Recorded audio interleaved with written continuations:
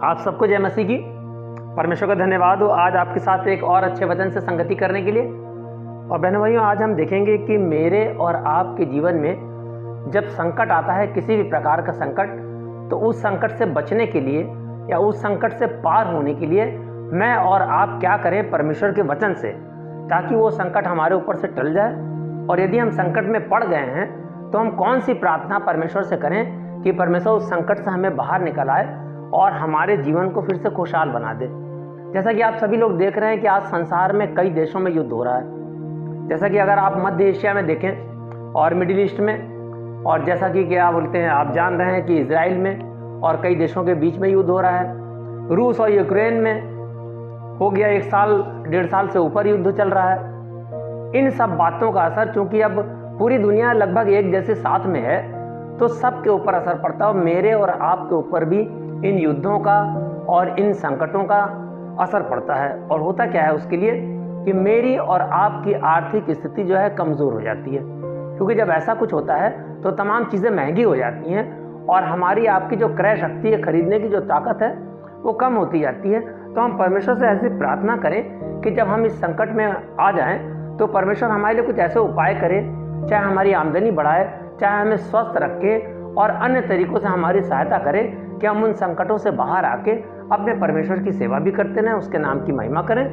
और हम अपने जीवन को सुचारू रूप से चला सकें। तो आइए बहनों भाइयों, हम लोग देखेंगे कि जब हमारे ऊपर संकट आ जाए तो हम कौन से वचनों का इस्तेमाल करें कि परमेश्वर तक सीधे हमारी आवाज़ पहुँचे और वो हमारा गिड़गिड़ाना सुनकर हम पर दया करके हमारे जीवन को फिर से सुचारू रूप से चला सके। तो आइए हम लोग देखेंगे, भजन संहिता की पुस्तक है, उसका 50वां अध्याय है और उसकी 15वीं आयत में ऐसे लिखा हुआ है, और संकट के दिन मुझे पुकार, मैं तुझे छुड़ाऊंगा और तू मेरे नाम की महिमा करने पाएगा। यानी कि जब हम संकट के समय में अपने परमेश्वर को पुकारेंगे और उस संकट से वो हमें बाहर निकाल लाएगा, हमारी प्रार्थनाओं को सुन के, तब हम अपने परमेश्वर की गवाही देंगे कि मेरे परमेश्वर ने मेरी बातों को सुन के, मेरे परमेश्वर ने मेरे आंसुओं को देख के, मेरे परमेश्वर ने जो मैं संकट के गड्ढे में पड़ा हुआ था उस संकट से निकाल के मुझे बाहर कर दिया है। और मैं अपने परमेश्वर की गवाही दे रहा हूँ और मैं अपने परमेश्वर की महिमा कर रहा हूँ कि परमेश्वर तूने मुझे संभाला है, तूने मुझे बचाया है और मैं तेरा ही हूँ। इस संबंध में एक और बहुत सुंदर वचन है, यशायाह की पुस्तक, जिसके बारे में हम जानते हैं कि यीशु मसीह के आने से बहुत सैकड़ों साल पहले वो लिखी गई और उसमें भी संकट से बचने के लिए एक 33वां अध्याय है और उसकी 2री आयत है। और यहाँ पर बहुत अच्छे तरीके से यशायाह नबी ने बोला है, हे यहोवा, हम लोगों पर अनुग्रह कर, हम तेरी ही बाट जोते हैं। भोर को तू हमारा भुजबल और संकट के समय में हमारा उद्धार करता ठहर। यानी परमेश्वर हमारी भुजाओं में ऐसी ताकत दे,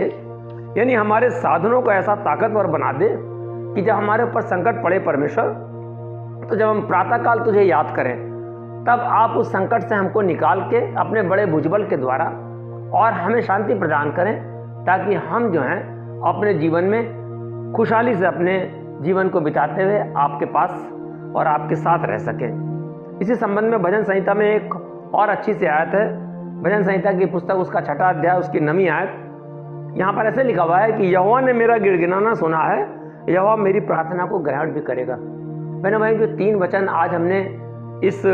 संदर्भ में आपको बताए हैं कि संकट के समय पड़ने पर हम अपने परमेश्वर सहायता कैसे मांगे, तो जैसा कि ये वचन है कि यहोवा ने मेरा गिड़गिड़ाना सुना है, यहोवा मेरी प्रार्थना को ग्रहण भी करेगा। यदि हम परमेश्वर से गिड़गिड़ा के प्रार्थना करें कि परमेश्वर मैं आज आर्थिक संकट में हूँ, परमेश्वर मैं बीमारी के संकट में हूँ, शारीरिक संकट में हूँ,